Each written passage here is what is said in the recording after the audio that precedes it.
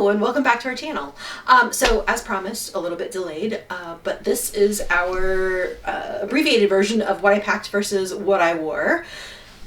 Men's edition for what my husband ended up taking for our Ovation of the Seas sailing to Alaska this past August of 2022.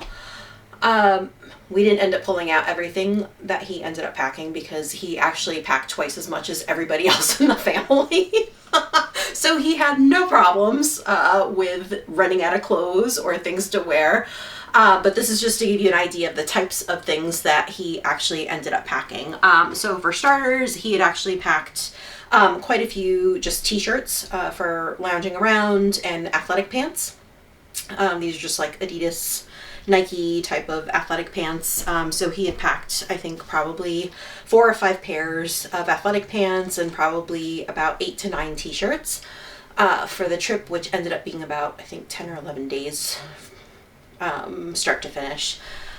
He packed a bathing suit for every single day of our vacation because anytime we are on a cruise ship, he spends a good portion of the day in the pool, no matter where we are. Wool socks, smart wool socks. These were very, very handy. Again, the whole family ended up packing wool socks. These are knee-length men's ski socks, smart wools. And then he packed multiple pairs. These are Columbia, the quick dry Columbia hiking pants. They are full length. They are not the ones that zip off and turn into shorts. They're just full length pants. I don't think any of us actually packed shorts for this particular trip. I don't think we were expecting it to be hot enough, but these are lightweight enough that if it had been 70 degrees and sunny and warm, that he would have felt pretty comfortable wearing these. So there are about 5 or 6 pairs of those packed for that trip, and these have like the zippered cargo pockets there. We did a lot of layering pieces, right? So again, the UPF material shirts, both long sleeve and short sleeve, were packed for layering pieces. So these are just an idea, REI, Patagonia, Arc'teryx, just as an example of some of the brands. So he those are typically pretty expensive to buy, so usually when they go on sale, he'll stock up. And those were worn under fleeces, sweatshirts and fleeces. Again, like with Raj, he has started purchasing these sweatshirts that have the little kangaroo pockets. So on embarkation day, it makes it really easy to put like your boarding pass and your passport and everything right in there, and then pull out whatever you need. Keeps it pretty secure.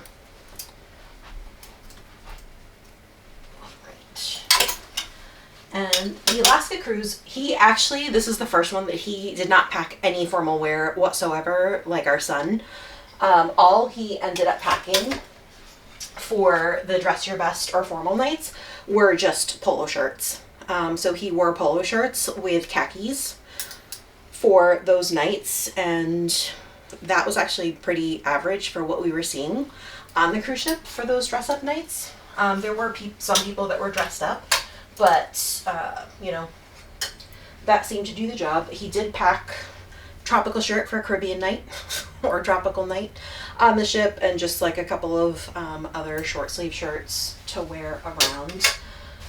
For jackets, zipped up kind of puffer type coat as a layering piece, and the essential Gore-Tex high quality rain jacket, which was definitely needed for the week that we were there because it was pouring rain pretty much every single day when we were at port.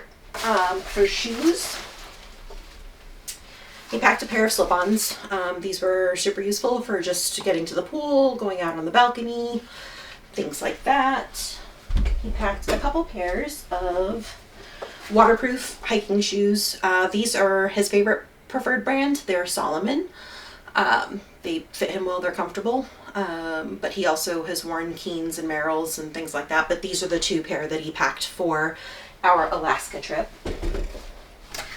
He also packed a couple pairs of sneakers because he likes to spend a lot of time in kind of the music clubs at night. So this is one pair that he packed. I believe he packed a second pair as well, but I didn't go dig around in his closet to pull them out.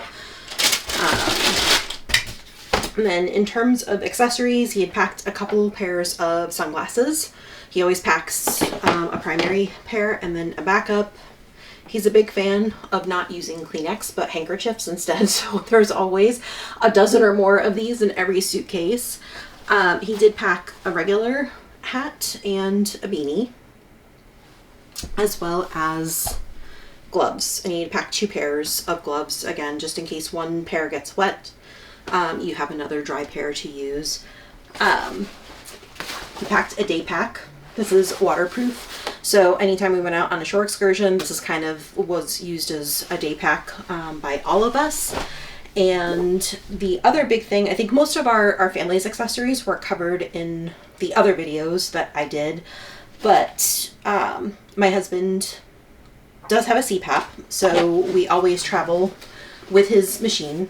And Royal Caribbean, if you fill out the special needs form, they will provide an extension cord and a gallon of distilled water.